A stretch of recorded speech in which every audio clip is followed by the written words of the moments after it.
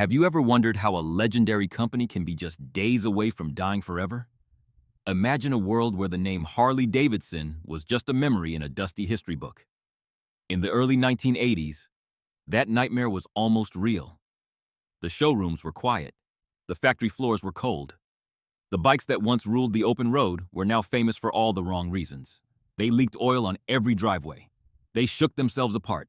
They refused to start when you needed them most. Harley-Davidson wasn't just losing money, it was losing its soul. Across the ocean, competitors were winning. Japanese motorcycles were fast, clean, and reliable. They worked every single time you turned the key. It looked like the classic American V-twin was headed for the scrap heap. This is not just a story about a motorcycle. It is a story about a desperate race against time. A small group of people had to do something impossible. They had to build a machine that was perfect but still felt dangerous. They had to fix every mistake of the past without losing the magic that made a Harley a Harley. If they failed, thousands of jobs would disappear. A whole culture would vanish. But if they succeeded, they would create the most important engine in history. Stick around until the very end of this video. I am going to show you a secret detail on the engine that only the most expert collectors know about. This one tiny part changed everything and proved Harley-Davidson was back for good. To understand the miracle, we have to look at the mess. Before the comeback, there was a dark time. People called it the AMF Era. AMF was a company that made bowling balls. They bought Harley-Davidson because they wanted to make money fast, but they didn't understand the heart of a rider. They sped up the assembly lines too much. Quality fell through the floor. Parts didn't fit right. The metal was weak. Dealers were frustrated. Hardcore riders were embarrassed. The Shovelhead engine was the heart of the bike back then. It sounded like thunder, but it ran like a disaster. It got too hot. It broke down constantly. It was a beautiful machine that simply could not do its job. The pressure was rising every single day. The bank was ready to pull the plug. The leaders of Harley-Davidson knew they had one shot left. They didn't have much money. They didn't have much time. They were standing on the edge of a cliff. They had to find a way to make a bike that could beat the Japanese models at their own game. It had to be tough. It had to be reliable. And most of all, it had to save the company. This is the story of the Evolution engine. It is the story of how pride and hard work saved an American icon from the brink of total failure. The 1970s were the darkest years for Harley-Davidson. A company called AMF had taken over. They were famous for making bowling balls and bicycles. They treated motorcycles like toys on a fast-moving belt. They wanted more bikes made in less time. Because of this, the quality disappeared. Workers were unhappy. The machines used to build the parts were old and worn out. Sometimes the parts did not even fit together. New bikes would arrive at stores already leaking oil. Some engines were so bad they had to be fixed before a customer even sat on them. People started to joke that if you bought a Harley, you also had to buy a truck to carry it home when it broke. The main engine at the time was the Shovelhead. It was a beautiful piece of metal. It had a deep, heavy sound that people loved. But it had huge problems. The engine was made of heavy iron. Iron holds on to heat like a furnace.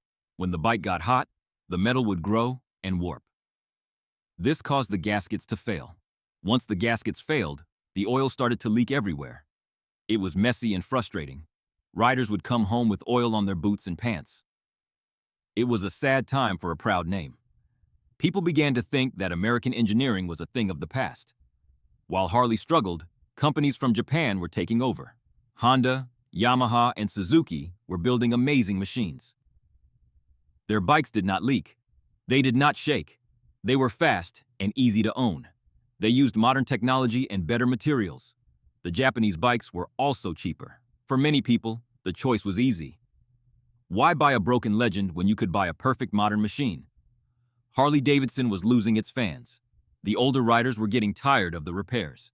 The younger riders didn't want a bike that lived in a repair shop. By 1981, the situation was desperate. The owners of AMF wanted to sell the company.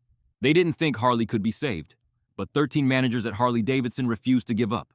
They gathered their money and took a massive risk. They bought the company back. It was a brave move, but they were in deep trouble. They had no money for big advertisements. They had no new models ready to sell. All they had was a factory full of problems and a name that was losing its shine. They knew that if they didn't build a perfect engine soon, the company would close its doors forever. The clock was ticking, and the world was watching them fail. The leaders at Harley-Davidson knew they needed a miracle. They called this mission the evolution. The goal was simple, but very hard. They had to build an engine that worked perfectly every single day. But there was a catch. It still had to look like a classic Harley. It still had to make that famous sound. If it looked too modern or sounded too quiet, the fans would hate it.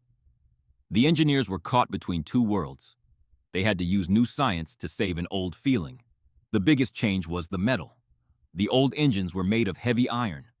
Iron gets very hot and stays hot. This caused parts to melt and oil to leak. The engineers decided to use aluminum instead. Aluminum is much lighter. More importantly, it sheds heat very quickly. This kept the engine cool even on long rides.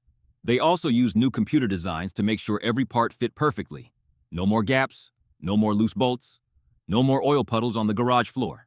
But the engineers were under a lot of pressure. They didn't have the big budgets that the Japanese companies had. They had to work long hours in a small space. They tested the new engine until it screamed. They ran it at full speed for hundreds of hours without stopping. They wanted to see if it would break. Every time a part failed, they went back to the drawing board. They couldn't afford a single mistake. If this engine failed in the real world, Harley-Davidson would be gone.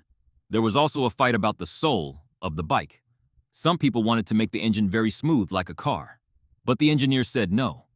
A Harley needs to shake just a little bit. It needs to feel alive. They worked hard to find the perfect balance. They wanted it to be reliable like a clock, but feel like a heartbeat. Finally, after years of secret work, they were ready. They had created the Blockhead. It was clean, it was tough, and it was ready to face the world. Building a better engine was only half the battle. The engineers faced a huge problem. If they made the bike too perfect, it might not feel like a Harley-Davidson anymore. Their fans didn't just want a machine. They wanted a feeling. They loved the loud roar and the way the bike vibrated. The Japanese bikes were smooth and quiet, but some riders thought they were boring. Harley had to be careful. If they lost that tough identity, they would lose their most loyal customers. The team spent a lot of time listening to the engine. They made sure the new aluminum parts didn't change the rhythm of the pistons. It still had to go potato, potato, potato when it was idling. This sound was like a secret handshake for the community. If the new engine sounded like a sewing machine, the project would be a failure. They were trying to build a modern jet that still felt like a classic warplane. It was a very thin line to walk. At the same time, the world was changing. In the 1980s, people started to care more about how things looked. The new Evolution engine looked great. It was clean and shiny. It looked powerful even when it was sitting still. The engineers were proud of how it looked under the lights. They weren't just fixing a motor. They were designing a piece of art. They wanted people to look at the engine and feel a sense of pride again. In 1984, it was time to show the world. They put the new engine into a bike called the Softail. This bike looked like the old hard-frame bikes from the 1940s, but it had hidden shocks to make it comfortable. It was the perfect mix of old-school style and new-school power. The press was invited to see it. The riders were waiting. Everyone held their breath. They knew that if the first few bikes broke down or leaked, the rebellious image of Harley-Davidson would die right there on the spot. When the first bikes with the Evolution engine hit the streets, the world was shocked. People waited for the leaks, but the oil stayed inside the engine. They waited for the bikes to break down, but the engines just kept running. The Evo was a massive hit. Suddenly, Harley-Davidson wasn't just for mechanics who liked to get dirty. It became a bike for everyone. Businessmen, doctors, and regular workers all wanted a piece of the American legend. Sales went through the roof. The company that was almost bankrupt was now making more money than ever before. This success changed everything. Because the bikes were reliable, people started riding them further. This created the modern biker lifestyle we see today. Huge groups of riders would travel across the country together. They didn't have to worry about being stranded on the side of the road. The Evolution engine stayed in production for over 15 years. It became known as one of the most reliable motors ever built. Many people still ride these Evo bikes today. They are easy to fix and can last for hundreds of thousands of miles. The Evolution engine didn't just save a factory. It saved a piece of history. It proved that a company could respect its past while still using new technology. It showed that Made in America could mean high quality again. Without the Evo, Harley-Davidson might have become a name that people forgot. Instead, it became a global icon. The engineers who worked in that small, stressed-out factory became heroes. They proved that with enough grit and hard work, you can bring a legend back from the dead. Now, remember that secret detail I mentioned at the start? If you look at an original Evolution engine, you will notice the cooling fins are shaped in a very specific way. They are much larger and deeper than the ones on the old Shovelhead. This wasn't just for looks. The engineers designed them to act like a giant heat sink to pull heat away from the center of the engine. This one tiny design change is why the bikes stopped melting their gaskets and leaking oil.